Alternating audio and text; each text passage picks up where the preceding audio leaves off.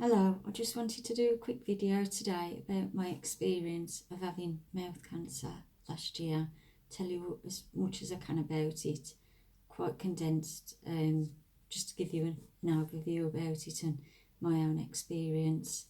At the time, I was 48 years old, non-smoker. I had smoked years ago when I was younger, but I'd given smoking up about 10 years ago. I have got Lyme disease, but I've kind of got that under control. I've been running about 2 miles twice a week of a morning, having smoothies of a morning with spinach and fruit and wheatgrass. I've been quite looking after my health. My only downfall was alcohol, which, to be honest, I didn't drink in the week. It was more of a weekend. So it'd probably be a bottle of wine on a Saturday night, that sort of thing. So I don't think that was too bad. I worked in a very stressful job at the child maintenance service, and that was really stressful on the phones. Lots of people calling in and complaining and upset and shouting, and it used to really wear me down.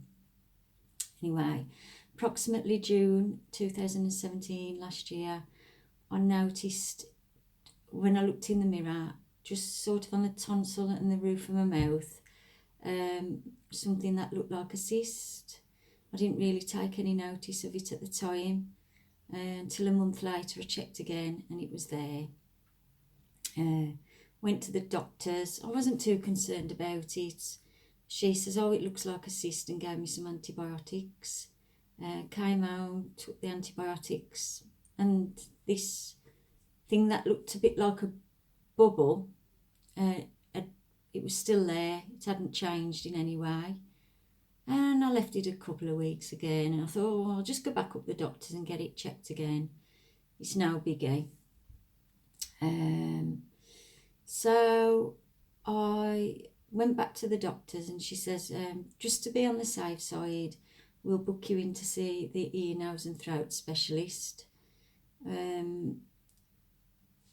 So I was just waiting for their appointment. In the meantime, I went to Birmingham with my friends for my 48th birthday.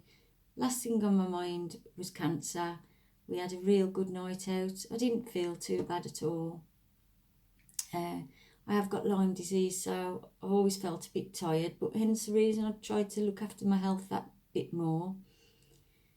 Anyway, I had a biopsy on the 17th November, almost a year ago today. Went in hospital, put me under. That was it. Daughter picked me up on the afternoon, brought me home. Still thinking nothing of it. Everybody I'd seen at this point, the doctor, the ear, nose and throat specialist, the consultant who looked at me just before I had the biopsy, said, well, it looks like a cyst, nothing to worry about, but we'll just do the biopsy on the off chance. So, on the 4th of December 2017, I went back to the hospital for the results of the biopsy. Popped out of work, not thinking anything. Went to see the consultant. He was sat in there with a nurse. He sat opposite me. He was asking me lots of questions. How long had I had the lump? What sort of other symptoms had I got? And I was sitting there thinking, just come on, doctor. You know, what are you wasting my time for? Just tell me it was a cyst and I'll go. And then out his mouth come, it's cancer. The nurse come and sat beside me. She put her arm around me. My chin was wobbling. First thing I thought of, my children, single parents. I was just in absolute shock. I don't even think I was crying. There was just tears coming, and I wasn't like crying myself. It was just happening. Everything was so quick after that. I had to go and see a cancer nurse at the hospital. She was telling me all about what was going to happen and preparing me. And they do prepare you well. They gave me this nice little pack of books full of stuff about cancer and radiotherapy. She told me what I'd be able to eat, what to expect with radiotherapy. But now I'm going to tell you my experience of what happened during radiotherapy and not what, doctors were telling me. Oh, and I was given 5 years free prescriptions as I was on the cancer list. So I had a scan on the 14th of December, 10 days later. This was really worrying, just before Christmas, as you can imagine. This was to find out if it had spread. I was really worried. I was going to bed at night thinking, what if they turn around and tell me it's gone too far, and how are my children going to cope having to come to terms with that? And I just prayed, please God, please let it be early stages. Please let them be able to do something about it. Luckily for me, it was stage 1, and the cancer I'd got was called squamous cell cancer of the soft palate tonsil.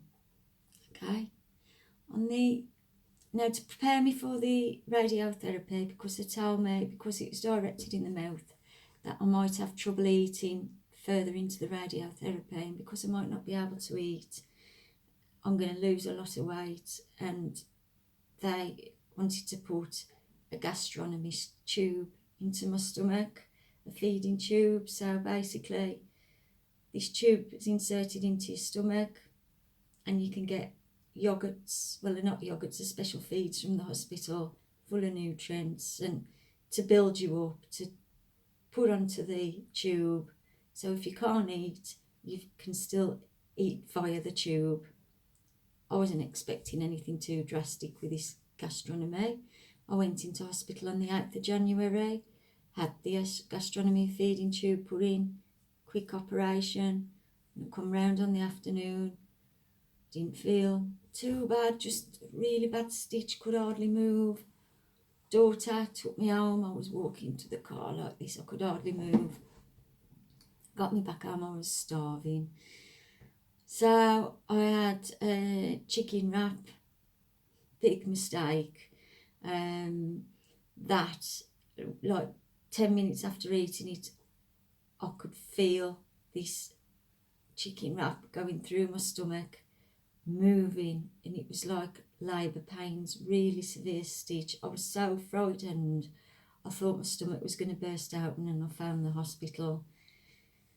What I should have done was have light meals like soup, give my body time to get used to it. I don't know why on earth I thought I could come back and just eat normally. I don't know what I was thinking at the time. I don't think my head was right at the time, to be honest. So anyway, yeah, I had to be careful with what I was eating, because for a couple of days, all the food I ate, within 10 minutes, it was pushing through my system, and it was hurting me so bad.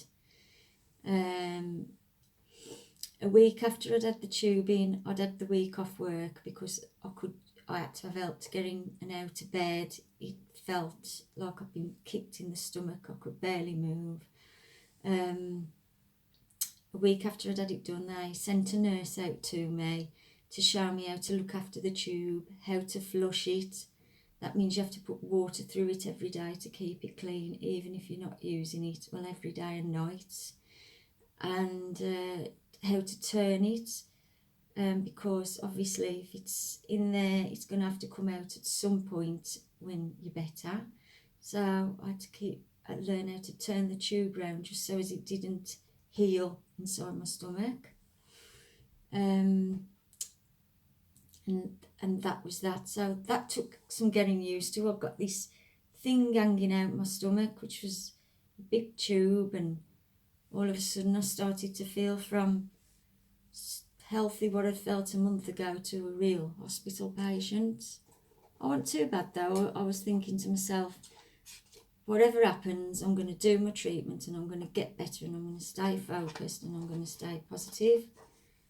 On the 29th of January 2018 this year, my treatment started, radiotherapy. I was prescribed 6 weeks of radiotherapy to finish on the 9th of March. The first week wasn't too bad, to be honest. Went to the hospital. You sit in a waiting room with other people waiting for treatment. you're called into this other room, which has got this great big machine, almost like an MRI scan machine. You lie in that for about, well, in my case, about 10 minutes, and they put the radiation to where it's supposed to go, directed at the cancer. Oh, and because it was mouth cancer, I had to have a mask made. So what I had to do for that is I had to lie on a bed.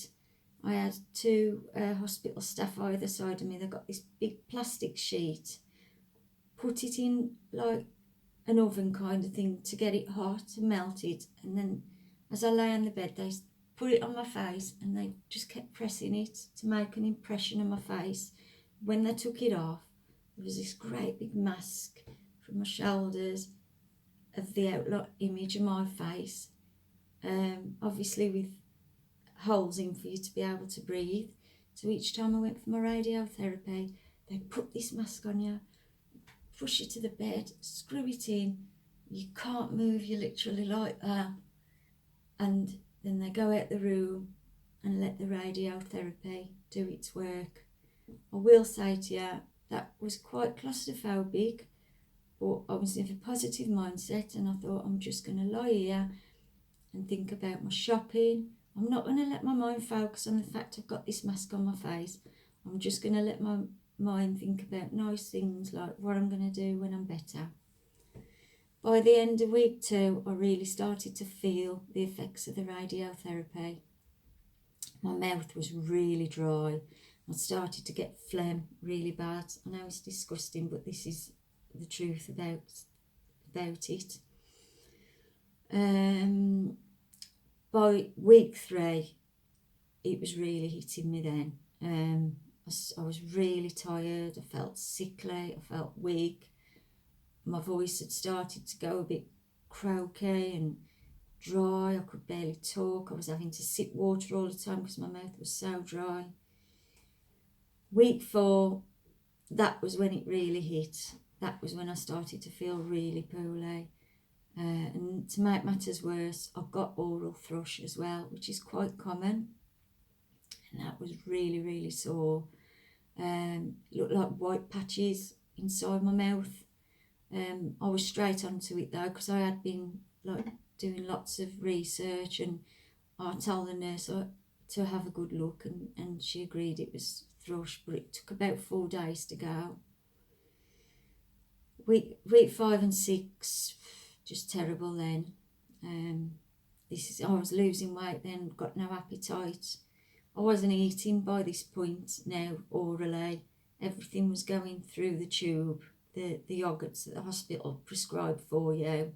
You don't have to go out and buy them. Everything comes to your doorstep. You really are looked after. And I was just by then on morphine as well because of the pain in my mouth. My mouth was so ulcerated and sore. On the 9th of March, my treatment finished and I could not wait. By then I was really in the depth of things. And just after my treatment finished, I would say that was my worst weekend ever. I felt so horrendously ill. I was being sick, diarrhea, just felt so terrible. I can remember my elder daughter, because I live with just my daughters. She was 25, she knew what was going on, my little one didn't. And I just remember lying in her arms and crying. And that's not me, I would never do, make my kids feel bad, but I just felt like just a useless old dog. I just felt terrible. So I upped the medication by now. I was on 4 lots of paracetamol a day, morphine at night. Night times was really bad because of the phlegm in my mouth. It was just, my mouth was so thick, it was horrible. I was having to keep getting up and getting the phlegm up and rinsing my mouth out with Cafasol. Cafasol, if anything, use that. I made sure I was up every hour and a half throughout the night. It was worse than when I had a baby. Rinsing my mouth out with Cafasol to give my mouth some relief. I wish now I hadn't have bothered keep going to the toilet to spit the phlegm. I wished I'd have had a tissue by my bed and just spit into that and dispose of the tissue in a bin, because it was constant. I couldn't brush my teeth. Teeth were mouth so painful I could hardly open it. So I bought a baby toothbrush, and I was given this toothpaste from the hospital. Durafat it's called. It must be what they use for people when they've got mouth problems. So I was just brushing my teeth with a baby toothbrush lightly to try and keep my mouth as clean as I possibly could. And I was up, as I say, all through the night. I had lots of visitors. That used to get me down, really, because I used to feel terrible, and really I just didn't want anyone to come, but I knew everyone was concerned about me. I just wanted to be left to it. You know, if I needed the toilet, I got caught short, or, you know, everything was out of my control. When you feel like that, you just want to be on your own. Anyway, I was trying to get myself better, and I was thinking I've got to get back to where I was. And I can remember a few weeks after my treatment had finished trying to cut the grass in the garden, and it felt like I'd run a marathon, and yet I was used to running miles every week.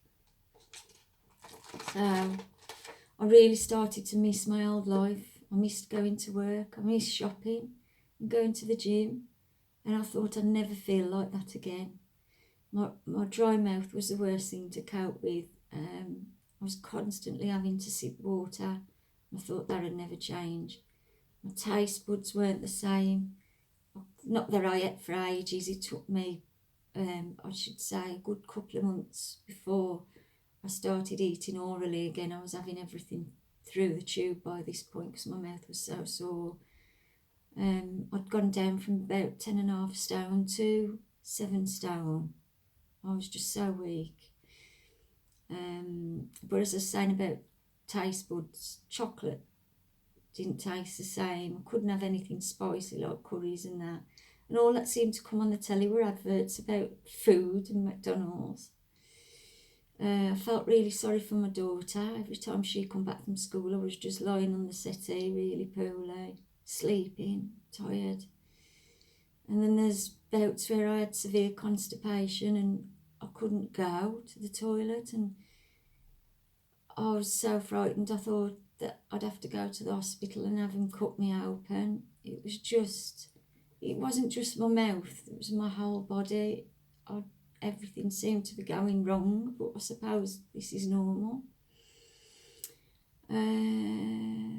April 23rd, I went to see a speech therapist, because by now I was talking like this. I could hardly talk. I could hardly open my mouth to speak, and I still can't quite now. So she was telling me to start doing exercises to get my mouth stretching, because I'd end up with scar tissue on my mouth and I didn't want to end up talking like that forever. On the 25th of April, I went to see the consultant, and this was for a checkup to see what had happened. I was expecting scanners and all sorts to see what the results would be. She looked in my mouth, she went, "It's gone, you're okay, you got the all clear." It was as simple as that. I couldn't believe it. Cancer had gone. I was overjoyed. I knew I'd still got a long road to do, but the worst was behind me. Now I had to concentrate on getting myself better. I still was really depressed at the time, and my periods had stopped. I wasn't eating. All I could do was sip water. I can remember phoning Macmillan and crying when they answered the phone, and I couldn't even speak to them.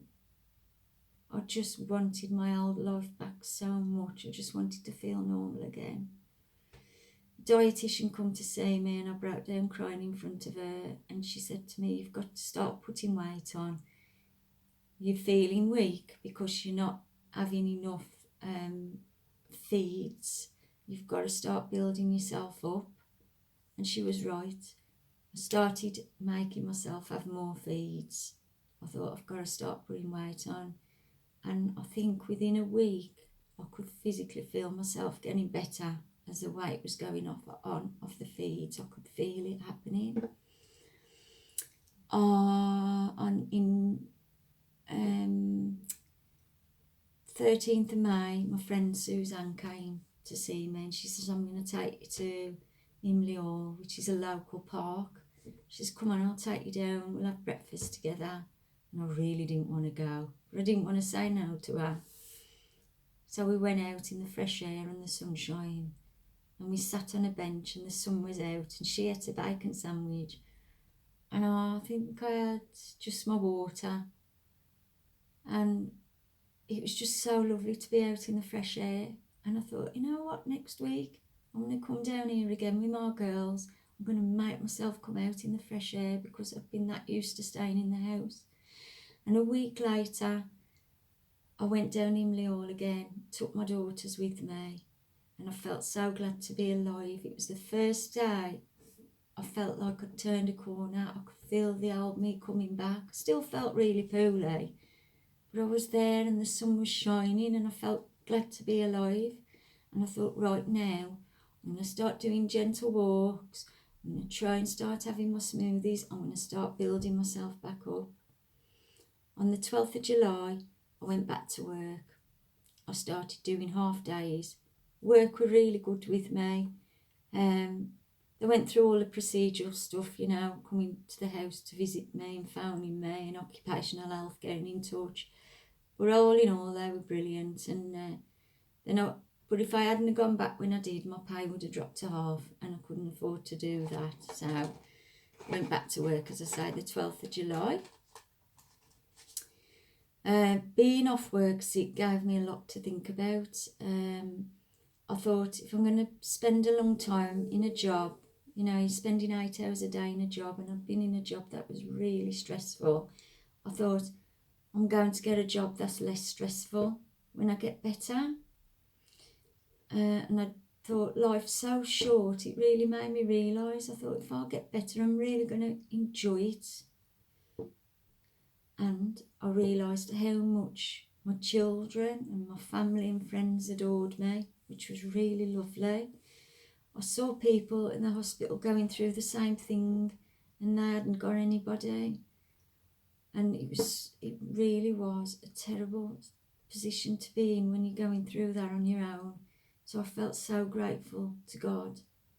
And speaking about God, I'm not going to be all Bible, but I did pray so much to God, because I really needed him at the time, and I did feel like he helped me. I felt he listened to my prayers. The 24th of July this year, I had a job interview for a better job. I was really nervous about it, but just before the interview, I thought what I'd been through and how far I'd come, and I thought, you know what, life's too short, and don't take life seriously. You know, enjoy the experience. Life's theatre. It's just a journey to enjoy. So I went in the job interview and I was quite relaxed, and I got the job, and it's a lot less stressful. And today, it's all over. So basically, how many months are we?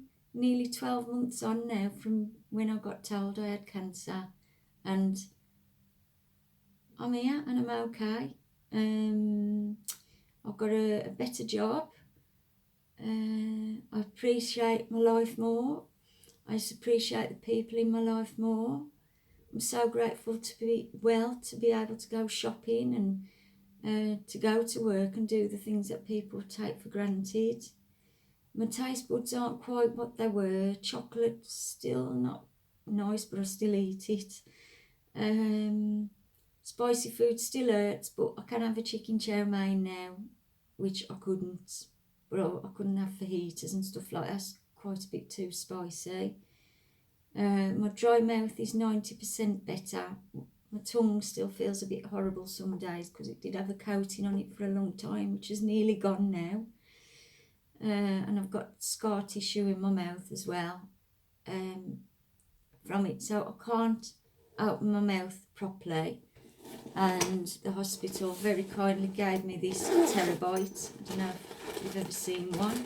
I have to use this 10 minutes every morning and every night just to stretch my jaw.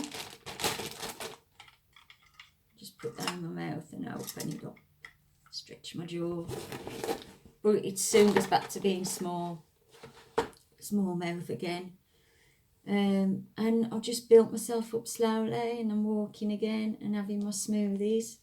Feel a bit delicate, don't quite feel the same. Feel a bit vulnerable sometimes. You know, if somebody walks past me, I think, oh, they're going to jump me. But I realise, you know, I've come a long way and how lucky I am. I have to take water everywhere with me now if I go out for dinner, because no way is the water they give me at a restaurant enough. I have to constantly sip water when I'm having a meal, so I just take a bottle of water with me everywhere I go. And that was my experience of mouth cancer, and the reason I'm telling you is because there was a time when I was in the depths of it that they kept telling me I'd be okay again, and I never believed them. And now I'm sitting here and I'm saying I did actually get through it.